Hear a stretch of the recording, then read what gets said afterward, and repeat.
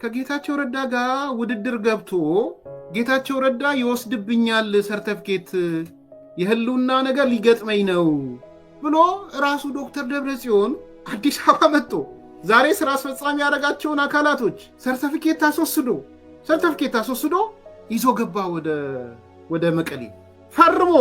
እስቲ ውሸት ነው ይበሉጣና ፈርመህ ሰርተፍኬት ይዘህ ሄደህ ወንጀለኛ ነኝ በሕግ የተቋቋመን መንግስት የጦር መሳሪያ አንስቼ ልጥል መንቀሳቀሴ ተሳስቻለሁ፣ ከዚህ በኋላ በሕገ ወጥ እንቅስቃሴ አልሰማራም፣ የሀገሪቱን ሕግ አክብሬ እኖራለሁ የሚል ሰርተፊኬት በቦርሳው ነው ደብረጽዮን ይዞ ወደ መቀሌ የሄደው።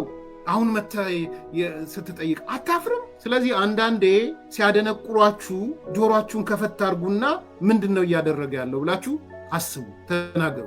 ምን ያደርግ ፌዴራል መንግስቱ እዚህ ጋር? ምርጫ ቦርድ ምን ያደርግ? ሱሌማን ያነሳው ነገር ሲሪየስ ነው። ቲፒኤልኤፍ ማለት የኢትዮጵያ ህልውና ስጋት ነው። በዛ ደረጃ ነው ማስቀመጥ ያለብን ያለኝ ሱሌማን። ቲፒኤልኤፍ እስካለ ድረስ ኢትዮጵያም ትግራይም ሰላም አታገኝም፣ ጦርነቱም አይቀርም ነው ስሜቱ። በታሪክም ለትግራይ መብት ቆሞ አቅም ነገም አይቆምም።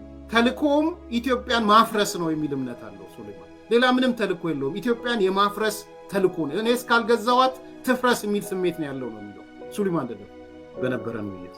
እኔም ሼር አድርገዋለሁ። ቅድም እንዳልኩት ነው ቲፒኤልኤፍ አሁን ወደ ቴሮሪስት የሄደ ቡድን ነው። ሁሉን ነገር ማስፈጸም የሚፈልገው በህገወጥነት ነው። ህገወጥ ነገር ይሰራል፣ ይጮሃል። ከዛ በቃ ህገወጥነቱን እንደ ሞዶስ ኦፕራንዲ ይወስደዋል። ከዛ ምናልባት ፌዴራል መንግስት የሚያሳየው መለሳለስ ወይ ምናምን እሱን አሸናፊ ያደርገዋል። በጉልበታችን በምናችን ይላል። ይሄ ነው እያየን ያለን። ይሄ ነው መስተካከል ያለበት።